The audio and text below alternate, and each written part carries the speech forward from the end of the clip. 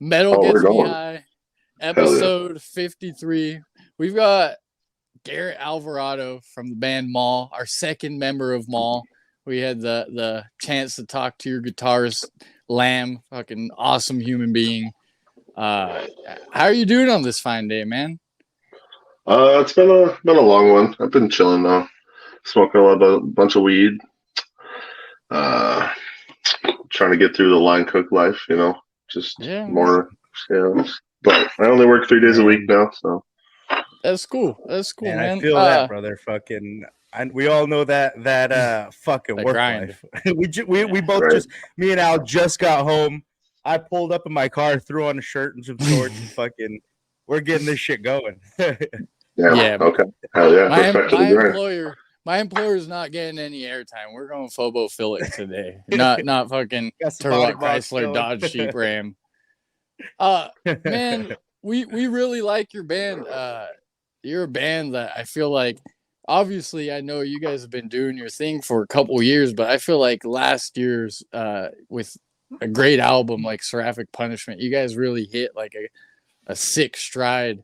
And like I love watching like videos of you guys online, and just you guys seem like a really cool bunch, man. And I can't wait. Can't wait to fucking get mauled in person. I'll tell you that much. Fuck yeah, man. Fuck Yeah, yeah. Thank you. yeah, dude. Speaking of getting mauled in person, I don't know. I know you were gonna bring this up, Al. Fucking banging in the rock. That's where we're gonna come get out the mauled gate for the with it. first time. Yeah. We're going out to banging. Fucking, we're That's super right. excited. That Fucking, is yeah, man. that's a fest worthy of traveling anywhere for sure. From anywhere. Yeah. Dude, That's we an wanted to insane go. lineup. We wanted to go last year. We didn't go because of a work Christmas party, and we're in California, so you know it's a little bit of It's a haul. trek. That's a haul. Oh yeah. But since last year, we've been like, dude, we're going no matter what. Then Stan and Evan, everyone else dropped that lineup, and I was like, there's just no way I'm not going to this. So flights are booked, tickets are booked, man, and I cannot wait. How was your experience with that festival, being that you guys played last year? Banging the Rock was fucking incredible. It was one of those holy shit moments for us as a band for sure, because it's like literally fucking Sabalba, Fuming Mouth, Creeping Death. Like those are three of the bands that why Maul. Those are three bands that Maul even became a thing. Like that super death metal leaning metalcore hardcore sound that like Harm's Way and Sabalba were doing. Creeping Death, of course. Yep. And yeah, Fuming Mouth once we were going as a band and finding them. So yeah, getting to like kind of rub shoulders with them, even just like in the same circle of like, oh shit, like you don't know how cool you are. Yeah, you're like, oh shit, you know my band. Yeah. It's just like, I don't know, I'm still fucking always gonna be a nerd about this shit, like I always have been. So even if you're like playing shows with these dudes that you're like, damn, like that's the reason I'm doing this, like it's all just we're all just the same people fucking from different parts of the country doing shit we're nerds about. So dude, you couldn't be more right, because like honestly this started as just a passion project, and it got me to pick up a guitar and Ramon a bass, and because like once we started talking to dudes in bands, we're like, dude, like we're all the same people, like what the hell are we doing? Like it's at this point, for me speaking, like it's not enough to go to a show and fucking buy a shirt. Like shit, man, I want to go up on a stage and add to the scene whatever I can, whether it's freaking a shitty little demo that a couple people listen to or whatever, you know what I mean? So yeah, still being a part of it. Yeah, exactly. Just being part of the scene, and in itself is just so rewarding, I feel like. Absolutely, especially if it's shit you're passionate about, like homies who start zines or start drawing and doing flyer work and logos for bands, is because maybe they're not able to just like pick up an instrument, like, or start promoting, you know what I mean? Not that that's a everybody job, but just anywhere that you think that you can be valuable, or not valuable, that like add to something. where you fit. Yeah, I get where you fit. You know, valuable is in like what can I add to the thing that I love. Yeah. Yeah, So, makes total sense. And I like that, like, you know, before I had heard of your band or Phobophilic, like I didn't know, you know, Fargo, North Dakota is not really a place that ever came to my mind, but like that's yeah, what's why would beautiful. it? That's what's Right. beautiful about this music is like, you know, there's kind of a scene budding where you're at, because look at, there's two really good bands. I'm sure you guys have some local bands that, you know, maybe we don't know Fucking about rip. that kick ass. Oh, Same thing with absolutely. Arkansas. Yep. What do you think is the reason, like, you know, the scenes in smaller areas are kind of starting to bubble up and make cool things happen?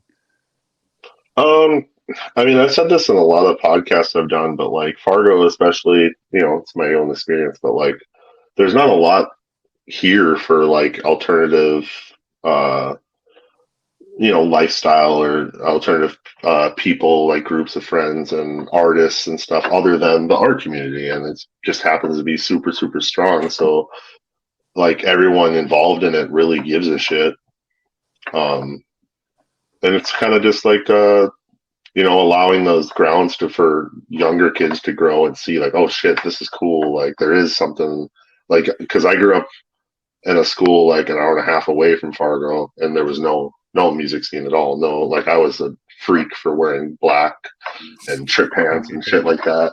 Um, but then Fargo showed me like the DIY hardcore punk scene, and like there was, you know, kids all over that were just like me, fucking booking shows, playing shows, and I was like, damn, like it's like that easy, quote unquote, but it's like it's right there. Yeah, Yeah. yeah, that's Yeah, fucking awesome, dude. yeah, When it seems like everyone achievable craves. like that. Mhm. Everyone craves a community like aspect, and you might not know what it is till it's like there. You're like, oh shit, this is like me. Yeah, And I think that I've makes sense. learned that myself, because maybe pre-COVID, I like, just because we work so much, I for a while we were pretty much like only going to big shows, as far as, you know, like Lamb of Gods and Slipknot and festivals, things of that nature. And then, uh, you know, once we started hitting like these more underground shows, so to speak, it's like, Well, what it y- was is the fucking deprivation of shows for that fucking 2 years. We're like, what Right? the fuck? We can't go to a show. So, yeah, we just started hitting those local shows or smaller shows, and man, it changed everything. it's way better. I mean, they're both great, don't get me wrong, but like it's Yeah. just cool, like how much more down to earth, and like, you know, buying a t-shirt from a band and being able to chat with the dude in the band. And, you know, like I really value that stuff, because I think that's like, that's more important than the big stuff. And I'm glad to finally have learned that in my like heavy music journey, that like, oh shit, there's, it's not just the stuff you hear on Sirius XM liquid Oh, metal. right. Like Yep. there's Yep. there's there's like an endless supply of Literally great endless. great bands, like to where I can't even keep up with a lot of releases Hmm. sometimes, where it's like there's 5 great releases coming out this week on top of Right. the stuff you need to dig for. As Yeah. far as with you, man, like are did you play an instrument growing up, or has the being the front man always been your lane? I've always no. So I had a guitar when I was younger, and Okay. you know, learned some simple fucking like chords. It was literally my first act, like bundle guitar from Walmart. But like I never had the patience to learn, I guess, or the dexterity. In my later years, I was fucking around on a bass and having some fun, but I haven't yet to like do a project where I don't have to do the background work and everything, like everything Yeah. on the like business end part of it, like where I can just rock out. And I'd love to just play bass and do that. So that's a goal soon. But I've always just been a writer. I've been writing since I was like 10, 11 years old, just like made up stories or fucking lyrics and shit. And yeah. Okay. That's sick. And that's one of my favorite things, like watching your videos, man. Like you're what I consider like a front man. You're not up there going through the motions. You're portraying Yeah. emotion and getting emotion from people. So like that's something that stood out to me watching your videos, and kind of knowing you have like a wrestling background. It's like, oh, like this is a very charismatic guy, and like you're doing the damn thing, man. Does that add in, like, does the wrestling background help with your like presence and performance on stage, and like getting over that, the initial, I don't know which one you started. Did you start music first or wrestling? I started wrestling first. Okay.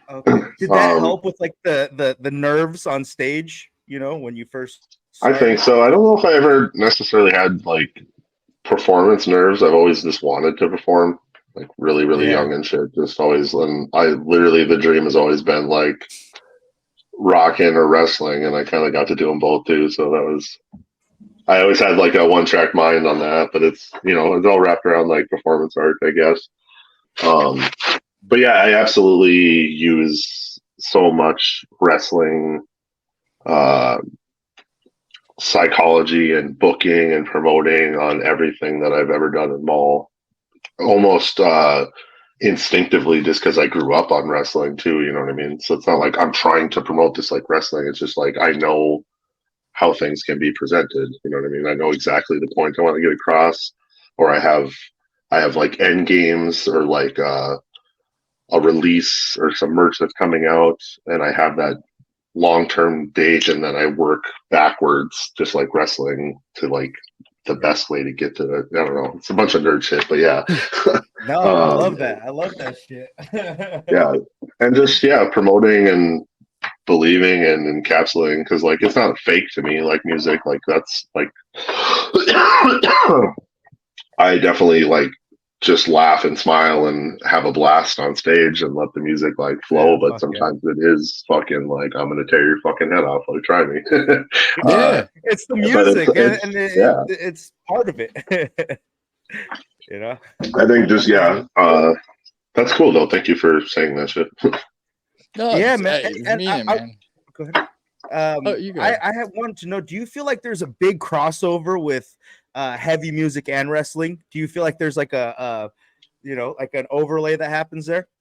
Yeah, absolutely. On so many levels, from doing it in the background too, like just traveling a long distance for an opportunity type shit. You know what I mean? Like, but there's a big crossover just because it's two extreme niches, and especially like, I don't know how old y'all are, but I'm 32. So so I grew up on fucking MTV and all that shit, and skate videos, and the birth of the internet and all that shit. So like, in skate videos and the Attitude Era. So it was always blended with like hip hop and metal punk culture, the hardcore wrestling aspect. You know what I mean? Like it always was just kind of one thing, and it felt like we kind of just all grew up on that. Yeah, that's like, as far as your wrestling, because I saw like within the past couple of months you did a death match, and saw some footage of that. Like, how do you go into that? Because I know to some extent, going into like, man, I'm gonna get fucked up, but like this is gonna be fun. How do you kind of like prepare yourself for that? Yeah. It's definitely question. We didn't talk about this. We had the same exact question. That's funny. Dude, I don't know. Like I know it's gonna be crazy. And so it's kind of just like getting into like the calmest, most prepared mindset, like just like I'm very much just a go with the flow type of person, and not in like I don't have my own direction, but like I appreciate what is happening in the moment, and if it's chaotic, I don't know, I just feel at home in that kind of shit. So especially in extreme performance art. You love that chaos. Yeah, especially in extreme performance art, like I said, like being able to control the like the outcomes, the craziness of it, and knowing how to make it to get the most out of it. You know what I mean? It's like placements and stuff. I won't say too much about wrestling, but everybody knows. Oh, we love that. Me Yeah, and our yeah. are big wrestling nerds. We're Dude, the attitude era. So I've got Peacock, and I didn't know Peacock has like an endless supply of like old WWE content. And for probably about the last week, man, I've been watching like old Summer Slams and freaking. I do that shit a lot still. Literally this week I watched like 2003 Armageddon or some shit. Yeah. It's just like, you know, I try sometimes to get in like the more modern wrestling, but like, you know, that era that we're talking about definitely was appealed to, you know, older people and like teenagers. Whereas now I get it, it's like $1 billion fucking business. So you have to, you know, you have to be kind of kid friendly. So like, that's why I can't get into it as much now, but man, I go back and watch that old stuff and like, it still gets me excited as a fucking 28-year-old dude. I'm like, dude, like, I wish you could bring this back, but you know, yeah, crazy fucking times. You really, man, are like thinking about like me and Ramon talk about playing those old wrestling games, like having like brawn. I'm like a 7 or 8-year-old playing a bra and panty match freaking game on SmackDown versus Raw. Hell yeah, the greatest match to ever be created in the game. I literally in 4th grade, I got suspended because I got WWE magazines. Like my grandma for Christmas bought me like a subscription, and it was like I had the Divas freaking magazine in my backpack because like my parents were divorced, so I was like going from one parent house to the next, and I got suspended for that, and I was like. My family shunned me from WWE for a couple of years because like, dude, you're getting suspended. Like, yeah. Over this fucking pseudo softcore porn. Fucking. You know, man, that's just how it goes. We'll kind of pivot from wrestling, but like with seraphic punishment, like I think one of the things that I think a lot of people like is like the artwork was perfect for the album. Like that. I told Lamb, I'm like, that's my favorite fucking artwork right there. Like was how did you get that color of violet? Because that's the thing that really caught my attention was that like the aura, I guess, of the album cover. I explained to Jason Barnett, who painted it, that's acrylic painting, the colorway that I wanted it. I remember saying like I wanted it to look like sexy, but like hell. You know, it was still like a hellscape, and I think like ethereal but haunting type shit. I can't even remember. I sent him a couple like screenshots, just like really bad screenshots of like I think one of them was a Grave album, but it is not that color. Okay. But in the screenshot that I have, it's like purple and red. Okay. And that's what I sent him, and I was like looking for this, and it is not that. I can't even think of what album it is, but it isn't those colors. So whatever this fucking secret screenshot I took of it, I don't know. Jason really just took those ideas that like Lamb and I fucking talked about. Like Lamb had a fucking post-it note like that he drew, and we kind of talked about a stairway, and the face became hands, and then like brought all that to Jason, and he just killed it. He fucking killed it. So, and then it was like, I was just gonna say like 8 months later, I hit him up again to paint the back, where the title tracks and everything are. Just because I was like, I can't have such a cool front and nothing on the back. Like I felt weird. Like, and I know you could do like different scene selections, but it just felt cool to completely wrap it in something from him. Yeah. So shout out Jason Barnett. You said that it was an acrylic painting. Is there like a physical like I believe that so. he did of it? Really? Mm-hmm. Oh, that's shit. sick, man. That's awesome. I believe it's on 24 by 24. Don't quote me on it. It's on Instagram. So, but yeah, it's on canvas or board. Yeah. But you even saying like getting art for the back, I really see that. I feel like just in a lot of the stuff you guys do, like your guys' merch is absolutely top notch. I like the use Thank of you. different colors and textures, and even like Maldelos, having your own beer, the freaking Midwest Death Sauce. Like Modelo. Yeah. you bringing up like your wrestling mind of like connecting everything that makes a lot of Yeah. sense to me, and I That's see that definitely. you saying that. hmm It's definitely like small. Every single detail makes the big picture feel bigger, and Yeah. it is Yeah. bigger because it's you putting fucking thought into it. It's just like cooking. Like if you fucking roast tomatoes and onions and then fucking blend it and put it in the soup, it's better than just Sounds so good. chopping up onions and putting it in the soup. You know what I mean? Like the Yeah. steps you take Yeah. to make the final thing matters. So I'm a fucking weirdo Yeah. about that, but yeah, like the full package basically is what I'm trying to say. And I put a lot of Yeah. fucking No. thought into the merch game too. So thank you. Hey, Fucking I, A. I have a strict rule right now where I only because I've got way too much merch. I could only get merch if I see the band live. Otherwise, I would probably bankrupt myself and just have no room. So hmm like hmm I've been chomping. That's like one of the reasons too, where I'm like, man, I need to see Maul, so I get a fucking Where are you Maul at in four side California? long sleeve. We're in a weird part of California. It's the The Central fucking Valley. armpit, bro. So The I middle call it ass of the the fucking state. yeah. So like the cool thing about our area is we're in between everything, but it kind of sucks because like for us to go to a show, we have to drive an hour and a half there, Like hour and what's a half closest back. to you? So for us, it's Sacramento Sacramento or / the Bay Area. which you Where, guys when you guys were around in Sacramento, I unfortunately was a little tied up, but I like still kicked myself because I remember you guys were in Sacramento. It was the day before 420. I don't know. I've got a messed up brain with tour dates where I'm like, fucking missed that one, man. But definitely banging in the rock. I'm going to be cashing my ticket Yeah, to get a fucking shirt. A, man. Um, but what I want to say is like, congratulations. I know you guys got picked up by a $20 spin, which is like totally freaking sick. Yeah, that's Arguably. I awesome, lost man. I lost you No, on my you're good. You're Bluetooth good. Oh, no, You're headphones. good.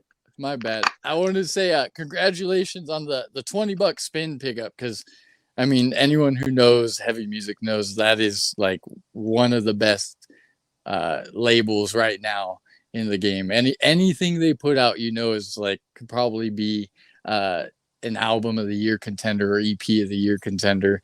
So that's sick that you guys joined the roster. How did that kind of come to be? Yeah, honestly, that still blows my mind that we were even on their radar. Like legitimate, like you said, like they're just a label I've been listening to for years. Like just counting on knowing whatever they're dropping is going to be hot. Really, They're everything they called a drop is tastemaker fire. label, right? Yeah, it's crazy. So like Dave fucking DM'd us on Instagram. So that was, and I was like, there's no way this is like happening like that. And it was basically just asking like what we had planned, what we were thinking of doing for, in the future and shit. And to talk to them, like, it was like, we were on tour. It was actually around the first Bang in the Rock. It was around that December tour. So, um, yeah, we just kind of all gathered right before the show and talked. We all had a beer and we're just like, yo, showed them the fucking message and everyone's like, what the fuck? Because it was just me who would go until the little family gathered there. Yeah. So yeah, they hit us up and it was kind of right away like, yeah, let's fucking work. We're doing That's 2 really albums cool. for I'm sure with really, them. 2 albums? yeah, I'm Okay. Yep. excited. I'm excited to 2 albums see. for sure, and we also went out of our way and did a little bit more, and we have an EP coming out soon. So, See, I was going to ask you about that because I've heard about the EP. I don't need specifics as far as like dates or anything, but like, how is your process as a band like going into that EP different or maybe even similar to you guys doing Seraphic Punishment? it's way different. Okay. Way different mentality, way different how we even operate as a machine. because the pandemic is like we were still getting together once a week that entire time. Okay. Unless it was like, you know, a crazy time, but like we were pretty consistent about still for our fucking sanity getting Showing together up. and writing. Showing that's up, how we yeah. wrote that. That's how we wrote that album. And doing that, like we still tracked with our homie Jake Watson, who did the Monarchy of Mold production and recording and mixing and mastering everything. So we tracked with him in our practice space and then sent it off to someone that Thomas from Redefining Darkness recommended for mixing and mastering. Andreas Linneman from like the Netherlands or something like that. Something. So you should probably know that, but Andreas Linneman was the one who produced it. And it just sounded incredible, but I think that was, I don't know. We were just different. We were just younger. It was obviously a weird fucking time. But it was like the culmination of everything we've been working on to that. You know what I mean? Like this is Maul now. Yeah. Like we knew it in Monarchy of Mold, but this was like the first full length with the label. Like let's do it. And the EP is after 2 years of touring with this same lineup. So it's like we're just tighter. The chemistry is, you know, like we've been together for a good amount of time. You've grown as a band, yeah, and lived together on the fucking road for weeks now. Like, and we've had different lineups or different fill-in guitars on different tours too. But like, you know, the core, the energy, the writing, everything that we've been doing since Thoracic Punishment is like just, I don't know, it just feels more powerful. Like we all know what the fuck we're doing and who we are, so like we're just like, let's fucking have fun with it. Like yeah, it's exciting. See, that's cool. The EP is a little bit of you're doing what you want. Yeah, absolutely.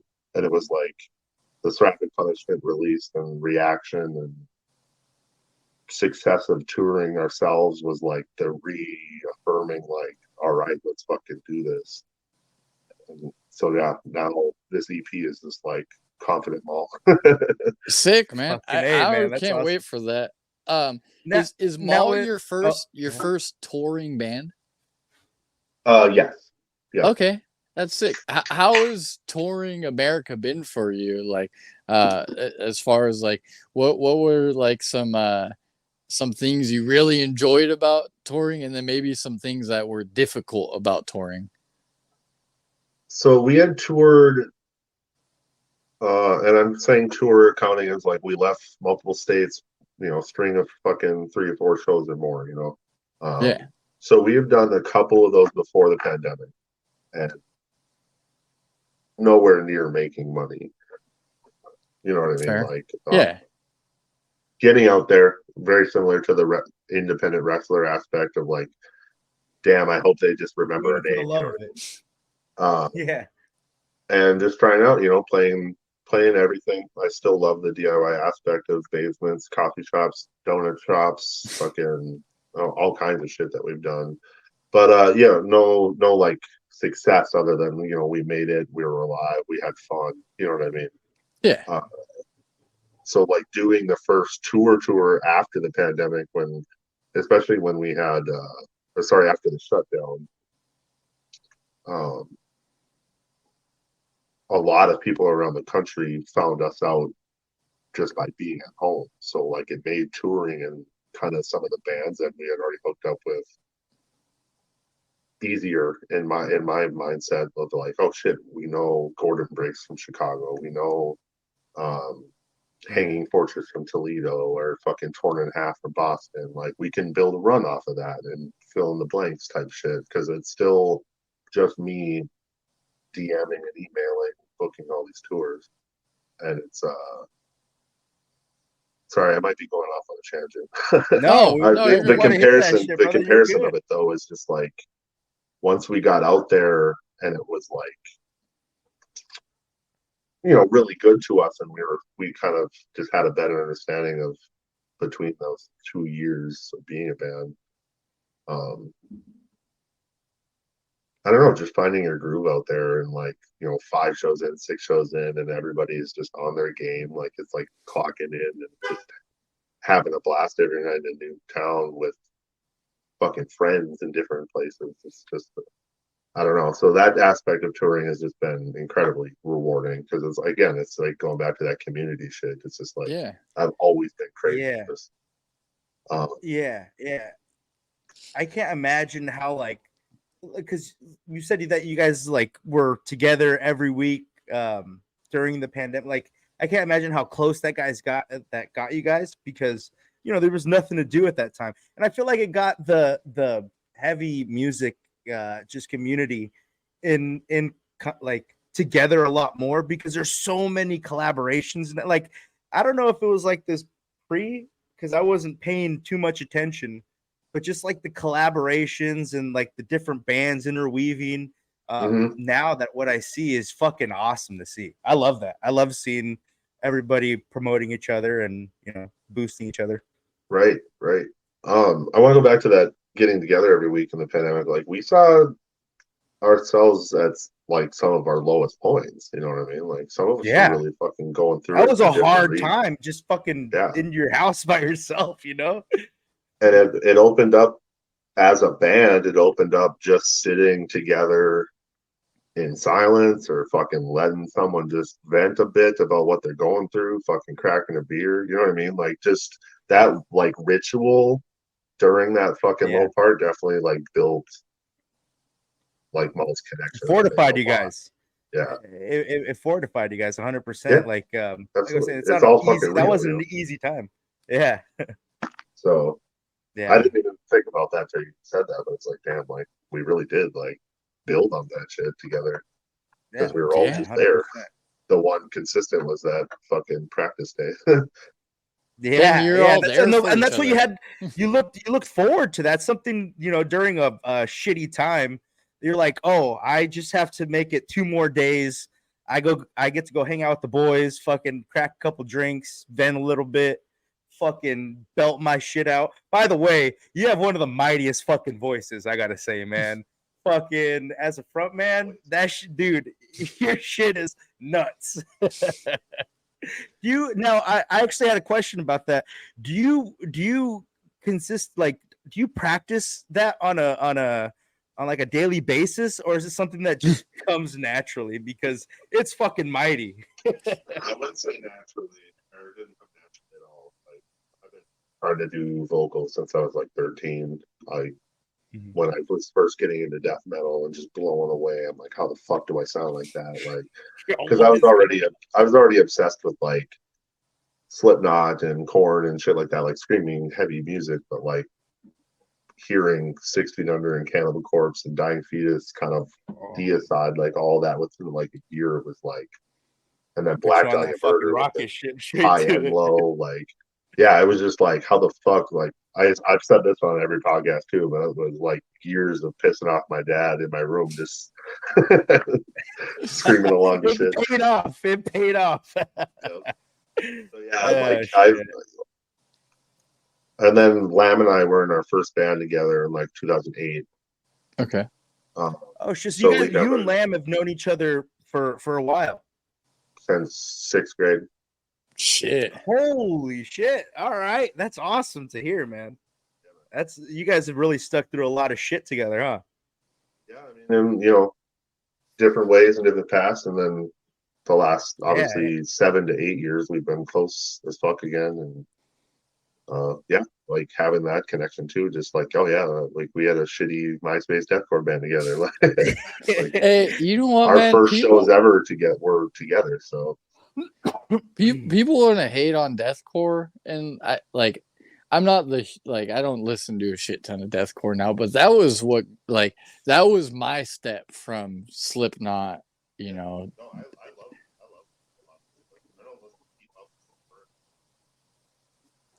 I'll tell you. I know there has been some current bands that were really cool with like kind of that throwback sound, but no, I don't discriminate on it, but I'm not down with the 5-minute breakdown, down tempo, straight up wild cougar sounds. Like whatever. It's a good stepping stone. It's a good stepping stone. The most important as far as like video for heavy music, because I think like the internet got me a lot like deeper into metal, was Phil Bozeman doing Unanswered with Suicide Silence, where I was just like, where the Mitch Lucker tribute show. yeah, Oh my man. god, one of the greatest fucking performances right there. Like The whole It's show is a insane. banger, by the way. Anything, Oh. yeah, those I'll get fucking chills listening to that performance, dude. Like Bill Bozeman went out with a purpose on that shit. And I'm not even like that huge of a Whitechapel fan. So Yeah. with that, I listened to a story of how that came to be, where like he was the most depressed he had ever been in his life. He was only like 120 pounds, which like he's a small dude, so like it makes sense he could be that small. But and he's like on this depression medication where like he can't eat, he can't sleep, and he flew from Tennessee to California, and he did that performance on like an hour of sleep, and like that Gives me always chills just thinking about that shit. Yeah, for real. Like that was a motherfucker with like intent, you know what I mean? Like That's a fucking like a hungry lion coming at you on stage Yep. right there. that first fucking meal. Yeah. you know, that video is what made me go like, all right, listening and being on this stuff like in a compute behind a computer when I'm 14 15 years old, I'm like, man, I need to like go to this in person. And that's that's why I don't hate on deathcore. I don't listen to a ton of it these days, but man, like for instance, JFAC put out a new song. You better believe as soon as that shit came out, I listened to it. That's incredible. Yeah, fucking great band. Johnny Davi. Shout out Johnny Davi. So as far as like you're listening to music, do you still like regularly check out new releases, or do you kind of stick with maybe the stuff that you love? Oh, yeah, I keep up. I used to have an Instagram page where I like wrote about like fucking demos that I was checking out and shit. But I haven't kept up on that in a couple of years now. Obviously, the busier Maul gets. Yeah. But I still try to listen to everything. I'm not as up to date on my like demos anymore because I used to just wormhole Bandcamp and fucking find gold and spend hundreds of dollars on tapes and digital downloads and t-shirts from a Russian band that no one's fucking heard of. But like, yeah, I'm like, dude, I found this band. It's got 42 fucking listeners on Spotify. You got to check them out. I love that shit. Yeah, but it's like there's like, I don't know, it's just like mining for that shit that tickles the right nerve, I guess. But I haven't been able to do that as much. I still keep up with new shit all the time though. What's some newer stuff and shit? That's What's some newer things that you can think of off the top of your head that you've been fucking with lately? I mean, obviously a big one is Dying Fetus. That new album is crazy. Sick. If you're talking like new bands, that's kind of hard to say. It's all good. I put you on the spot there. New releases. That Dying Fetus release is fucking ridiculous. Or the proggy ass Two Mold album. Yeah, I like it a lot actually. I'm a fan, man. I went in like I'm like, this is Two Mold. I know it's gonna be sick. And then like once I got into it, I'm like, dude, like this isn't the type of music that I would normally gravitate towards, but this is fucking sick. Like it's still Two Mold, but with something where they're pushing their musicianship in the genre in a different way that maybe other people all about aren't that atmosphere and just pushing the limits of what death metal can be, right? Yeah, it's not like they're the first people who've ever done like beautiful, perfect sounding atmosphere, but like I think they're introducing it to a lot of people too, you know what I mean? And they're doing it in the Two Mold way, so I don't know. Yeah, which is great to see. Yeah, fuck yeah. I also really fuck with the Stuffed on Sight album, Smoke. I think that's incredible. Dude. Oh my god. Smoke. We saw Seven recently, or we saw Snuffed recently Body Box and with Body Box. Shout out Body Box. They got the Pantera fucking Corpse dude. Foul. Yeah, Corpse Foul was sick, man. That's the let me homies. tell That's you the that homies from Houston. that whole lineup was fucking insane. But when Seven went on stage, he made it seem so as stage. I should say stage because there was no stage, but he made it seem so effortless and like everything went. I was like, dude, this sounds crazy live. So that's a release I've been really fucking with lately. Or that Peeling Flesh Slamaholics Volume 2. I can't get enough of that, man. I haven't gotten to check that out yet, but I listened to the Peeling Flesh Putrid Stew split a lot from this year. That one's a good one too, Oh, man. man.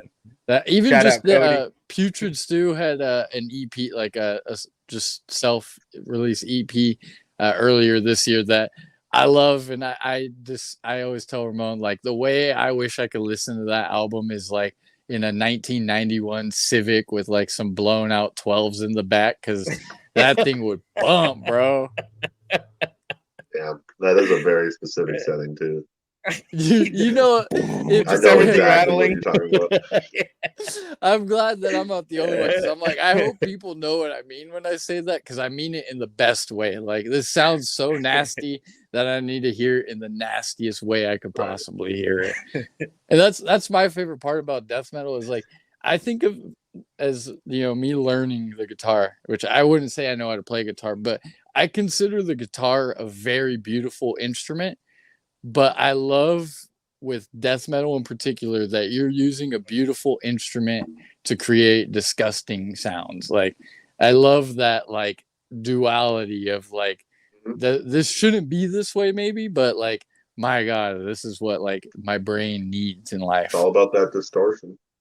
100%, man. And is like, really the HM2 is what got me to try to learning how to play guitar. Sure. I'm like, how could you make a guitar sound like a chainsaw? Mm-hmm. Bonkers, man.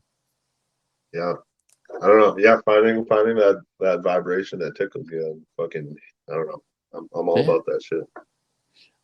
As far, you brought up like merch, and obviously merch is important to you. What is your personal favorite like merch to buy? Like, are you 4-sided long sleeve, or you do a little bit of everything? I do like the 4-sided long sleeve. I think I'm more of a hoodie guy. I think if you got a hot hoodie, I'm like, especially up in North Dakota, like I'm all about that shit. Yeah, probably hoodies. If it's not hoodies, it's like shirts that I know I can chop, because I chop like half of my fucking closet is fucking chop shirts. So chop your crop. I love it, man. I've recently delved into the and some of these shirts that maybe I thought about getting rid of, chopping off the sleeves, and then even I've messed with chopping off the collar too. I'm a fan of chopping off the collar, so I'm with you on that. As far as like your merch, what do you have certain items that you consider like maybe your most grailed items that you're like, man, like this, if I lost this, I'm fucked? Like my personal collection of shit? Yeah.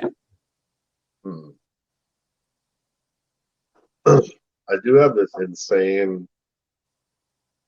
I think it's like 92 or 3 Cannibal Corpse man, shirt that my homie Jason from Left to Rock gave me.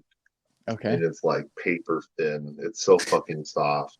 It's got the Cannibal Corpse like fetus. Shirt. It's got the fetus on the back, and the fucking OG logo pocket print.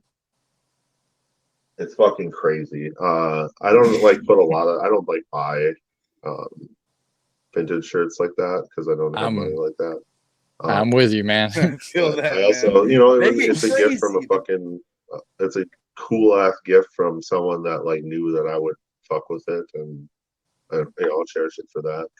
I also have a vintage like 2002 Deicide tour long sleeve. There's nothing on the sleeves, but tour dates on the back and the fucking shit on the front, and it's thick and soft. Like it's some only like the early 2000s of print. You know what I mean? Like not a brand. Winter shirt.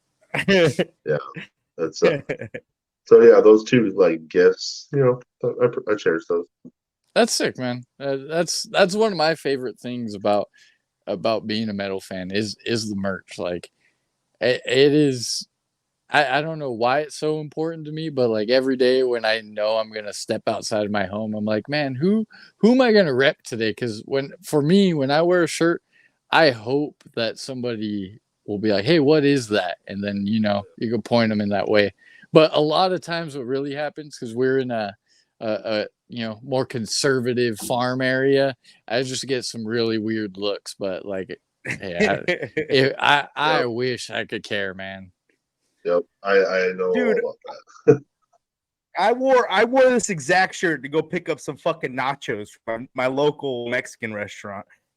And the fucking lady, I've been in there 1,000 times. Lady's always smiling. I go in there with this shirt and she's looking at me like I'm the fucking devil. Like she saw the devil. I'm like, dude, it's a weed leaf. What the? It's funny you mentioned a Mexican restaurant because I remember wearing an undeath hoodie to this Mexican restaurant, pick up the food, and the guy taking my order, I could just see in his eyes how like off put he was to me. And then but he did the thing where he's like, hey, what is that? And I'm like, it's a death metal band. They're called Undeath, Rochester, New York. You should check them out. He didn't say anything to me after that, but it was one of those rare moments where I was like, man, your curiosity, like you're so disgusted by me that you're kind of curious. I won this round, so let's go. Well, we will kind of start to wind it down. As far as like with metal, man, like I'm sure you get it just because you're in a band. When people come to you and who maybe aren't into metal, do you like have certain artists or albums that you kind of recommend to people? Like, hey, you should check this out.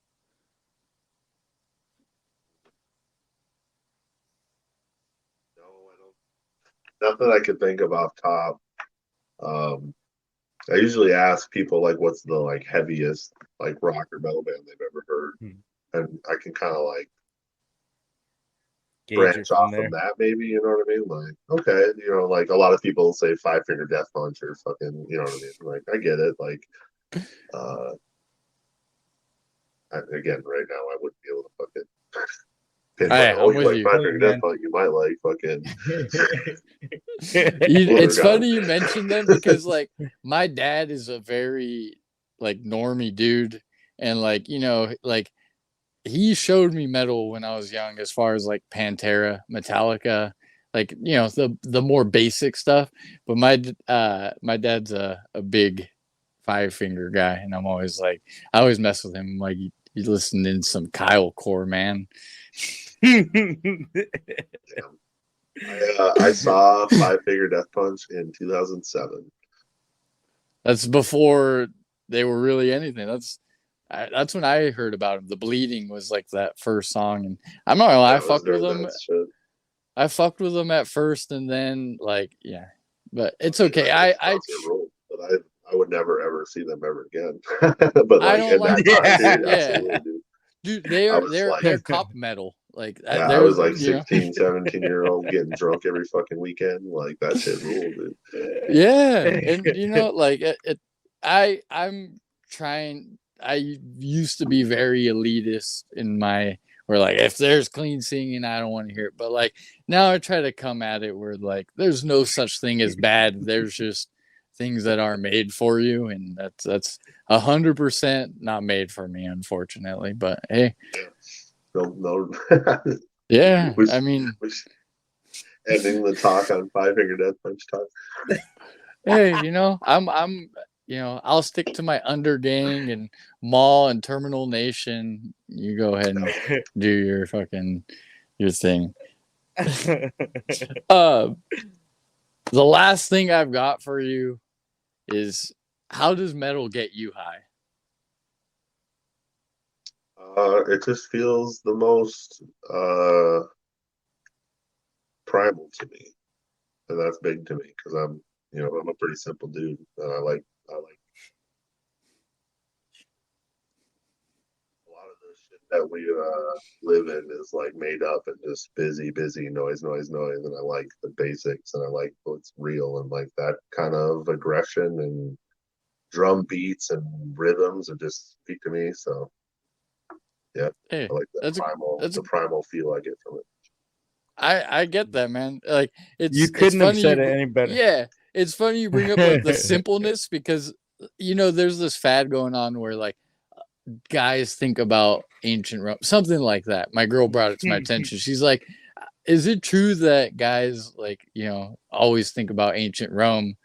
And I was like, "The thing like that, ancient Rome hasn't came to my mind since like I watched 300. Whenever I watched 300 last, what goes through my brain is like, man, I really want to get stoned. I want to eat some food and I want to listen to like a really gross riff. And that's me. And she's like, man, that's it. And I'm like, that's me, man.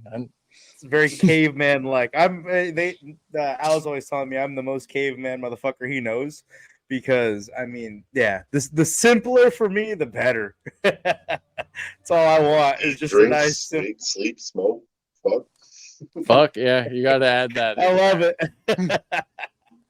Well, thank you for your time, man. We really appreciate it. I once again, I cannot wait for Banging in the Rock, not just because of you guys, Cheers, but brother. because of all the energy put into that bill.